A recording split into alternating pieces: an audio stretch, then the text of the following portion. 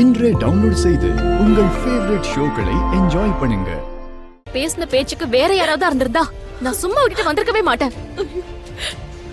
என்ன பண்றது, நம்ம தேன நினைச்சுதான் அமைதியா இருக்கேன். உலகத்துல எப்படியாப்பட்ட ஆளுகளை வேணாலும் சமாளிச்சிடலாம், ஆனா பணத்தாசை பிடிச்சவங்கள சமாளிக்கிறது ரொம்ப கஷ்டமா.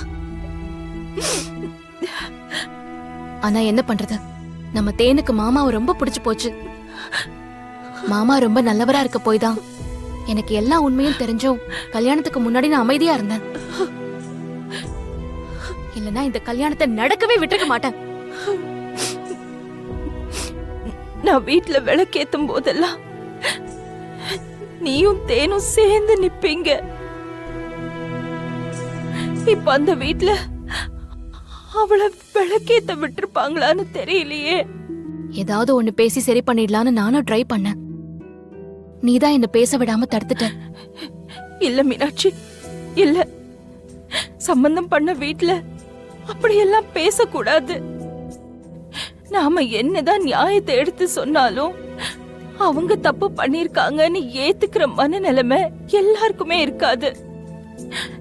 நீ கேக்குற ஒவ்வொரு கேள்விக்கும் தேனுதாமா பதில் சொல்லணும்.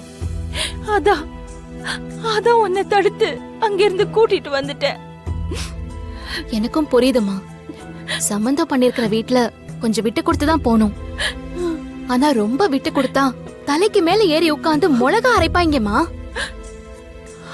இத்தனை நாள் நீ கஷ்டப்பட்டு வேலைக்கு போய் எங்களை வளர்த்திருக்க, உனக்கு ஒரு தைரியம் இருக்கும். என்ன படிக்க வச்சிருக்க, நான் படிச்சிருக்கேன், வேலைக்கு போயிருக்கேன், எனக்கும் தைரியம் இருக்கு. ஆனா தேன்மொழி அப்படியா? அவ நம்ம வீட்டுக்குள்ளேயே வளர்ந்தவமா. அவங்க பித்தலாட்டம்லாம் அவளுக்கு புரியுமானே எனக்கு தெரியல. அவ எல்லாரையும் ரொம்ப ஈஸியா நம்பிடுவா. அதான் அவளுக்கு இன்னும் கொஞ்சம் தைரியம் வர மாதிரி பேசிட்டு வரலான்னு நினைச்சேன். ஆனா அது முடியாம போயிடுச்சு. அவங்களெல்லாம் அவ எப்படி சமாளிக்க போறானே தெரியலம்மா. ஆமா மீனாட்சி, அந்த அப்பத்தாதான் வெட்டு ஒண்ணு துண்டு ரெண்டுன்னு பேசுறாங்க. ஆனா தேனோட மாமியார் ஓரளவுக்கு நல்லவங்க தான். அவங்கள நம்பி நம்ம தேனை அங்க விடலான்னு நினைக்கிறேன். அந்த அப்பத்தாவை எதிர்த்து அத்தையும் மாமாவும் பேச முடியும்னு எனக்கு தோணலமா. அந்த அப்பத்தா ஒரு சர்வாதிகாரி மாதிரிதான் இருக்கு. ஆனா அக்காவை ஏதாச்சும் பண்ணுச்சுன்னு வச்சுக்கோ, ஏன் அப்புறம் நீ தடுத்தாலும் நான் சும்மா இருக்க மாட்டேன். இல்ல மீனாட்சி, இல்லம்மா, நம்ம யாருக்கும் எந்த கெடுதலும் பண்ணல. நல்லதுதான் யோசிச்சிருக்கோம், நல்லதுதான் பண்ணிருக்கோம். அதனால தேனோட வாழ்க்கை நல்லபடியாதான் இருக்கும்.